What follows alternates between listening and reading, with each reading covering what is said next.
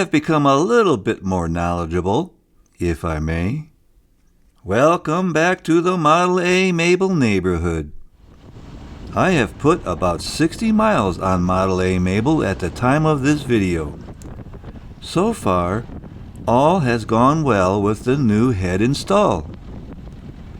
Mabel now has a new giddy-up in her performance. I feel the power difference from her original condition. I know that the 5.5 to 1 head provides more power, and she certainly does. One way to describe the difference is like this. Before she felt like driving a tractor. Now she feels like driving a tank. Now with the 60 miles, she does seem to have returned to that normal tractor feel. So, it's time to wrap up this repair. Here are 2 comments about using pry or pinch bars and screwdrivers while removing the head. E. Rich Bruckner, 3709, wrote, "Loving your channel.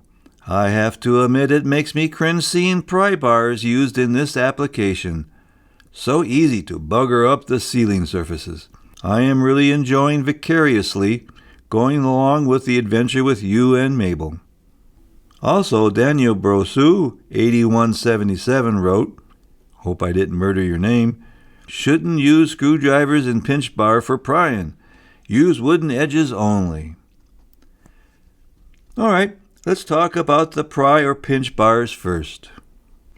Between the internet and my brother-in-law, Gary, who owned a company that made high-pressure cylinder doohickeys that had advantages over coil springs, I received a rudimentary understanding of steel versus cast iron that managed to Model A Ford roof leak into my amateur brain. Since Gary took his time with me, I would like to share that he has a 1931 Model A Ford Tudor. Here are a few photos of his immaculate Model A. From my understanding, he restored this fine specimen himself. His parents bought him his first Model A when he was only 14 years old. By the time he was 16, he had it fixed up and running. Okay, back to the pry bars. Now, like I had said, I am not a metal specialist. I, like most folks in the hobby, do their best amateur download of information, then move onward. Here's what I thought, right or wrong. The engine block and head are made out of cast iron. According to online metal manufacturers, cast iron has more comprehensive strength, whereas steel has more tensile strength. This has to do with something called axle loads. I ain't getting into that can of worms, so you're going to get my watered-down dribble. To my mind, the cast iron seems to me to be more rigid or brittle. It seems to have a low flexibility value, and if pushed too hard, it goes from good to catastrophic in a flash. Steel appears to be more malleable than cast iron. Therefore, when cast iron and steel meet, the probability level that the steel will flex or yield before cast iron chips or cracks should be higher.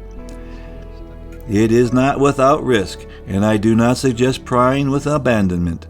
Rather, it seems to my little brain that it comes down to the displacement of that energy once again. The pry bars I used were made of steel and had tapered ends. One even had a curve that, to my mind, made it even more flexible. When we used a pry bar, we understood to keep the prying surface flat to the cast iron, and not tilt the steel prying tool surface one way or the other to displace that energy to a small point.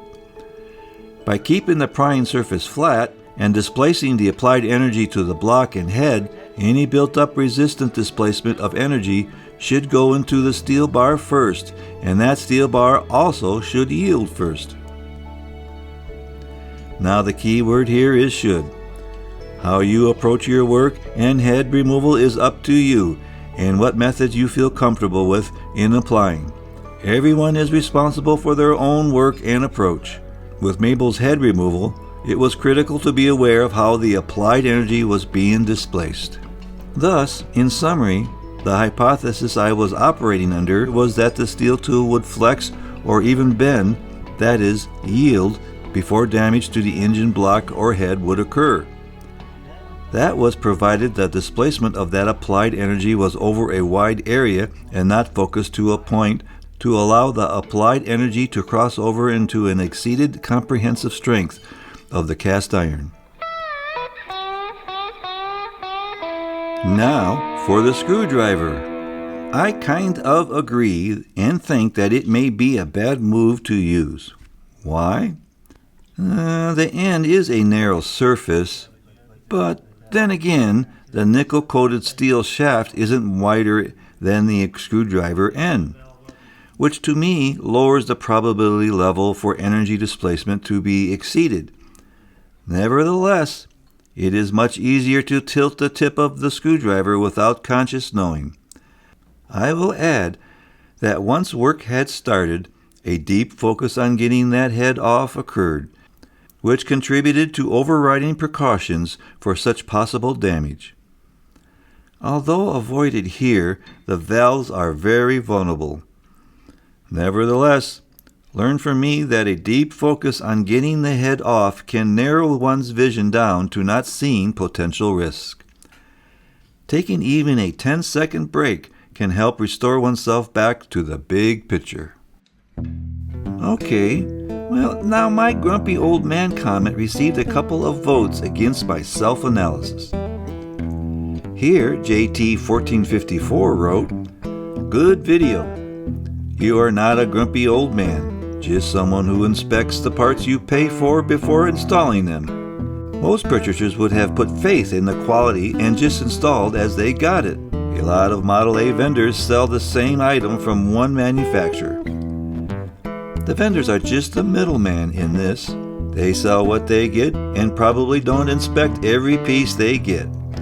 It's up to the purchaser to do the final inspection like you did, and glad that the vendor worked with you on returning it.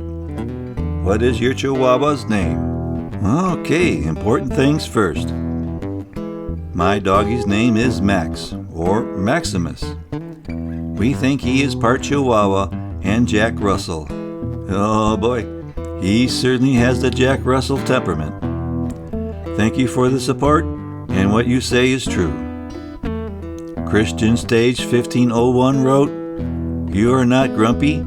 I would have returned it. It will at least make bad flow." Maybe Christian Stage is a spatial thinker like myself. Rom Joan 4801 wrote, "Great job. One comment. To protect the radiator, put a piece of cardboard against the radiator. You'll be glad you did." There you go. Some good advice. Alan McKnight 1214 wrote, "I like your video style of showing the struggles that can occur when completing a repair and how you work through it. It's good to see what works and what doesn't and learn from it. This approach is much better than editing out the struggles that we all have from time to time." Now that made me happy to read. In my crumpled up opinion, learning is just as much about seeing what doesn't work. I had a couple of stud comments as well. JT1454 once again wrote, "Good video. I was waiting for one of those studs to break in the video. Laugh out loud. Oh, I'm sorry, LOL. Must be a young guy. Good news for the Model A Fords. Okay, LOL. Like it did for me on my dad's coupe. Hey, I was right. Drilling out broken studs in the block sucks. Your last stud did not like to accept penetrating oil and it still came out. I was using a Craftsman stud remover tool, 1970s, I got from my dad to extract studs on his coupe he gave me, and one broke off. It looked like the passenger side water outlet stud was bent while it was being extracted. I am impressed. Wow, I found an old Craftsman stud puller and it looks identical to the one I used.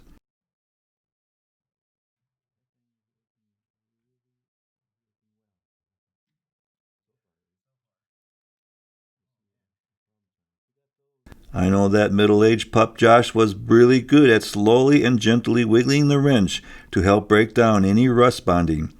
I suspect Mabel was restored a few decades back, but not run much. My hat's off to you for getting a broken stud out. Yes, the passenger side water outlet stud was bent. Good eye. I was worried on that one too. Scott Lawrence wrote, "Great series of videos. What is the reason for replacing the studs?"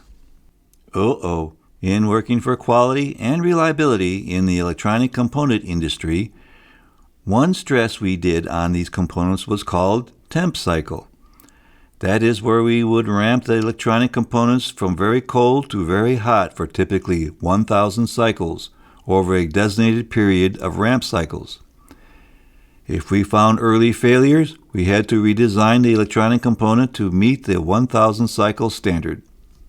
The Model A engine, or any engine for that matter, goes through a temp cycling of its own, from a cold temp, especially if you live in a cold area, to a high temp every time you drive it. Since the studs are made of metal and probably undergo an expansion and contraction every time, they may be susceptible to reduction in strength and even micro cracks. Now, I really don't know for sure, but I do know that temp cycling does fatigue certain type of metal components differently. I suspect the block and head that is enclosing the studs have places for the temperature expansion to go, where the studs are more captive and have to take the brunt of the expansion. Therefore, since the studs are out or exposed, in my thinking, it's a cheap preemptive strike to do. Rom Joan 4801 wrote, "Great job. My wife isn't into Model A's, but she always enjoys your videos. You have an interesting way of showing your work." Thank you. Glad to hear the wife enjoys the videos. There are several sides to Model A's. One is the repair and the maintenance. Another is the fun side of driving, seeing people's reactions, and when family and friends come over, my wife loves to give some positive and unique enjoyment to our family and guests. Now for the last comment. Matthew McCulloch 3562 wrote, "Your AI intro is scary." Well, Matthew Mahalik 3562, I agree too. The Model A Ford community is amazing. Thank you for watching. If you have subscribed, thank you. If you haven't, please do. And remember, when dealing with new clean and slippery studs, keep your fingers out from underneath the head as you want to leave them on your hands.